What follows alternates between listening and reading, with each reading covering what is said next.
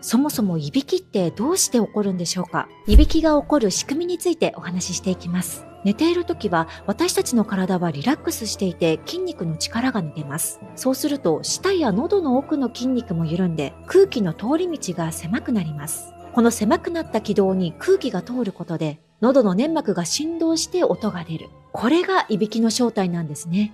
特に仰向けで寝ていると舌が重力で喉の奥に落ちやすくなって気道が狭くなりやすいんです。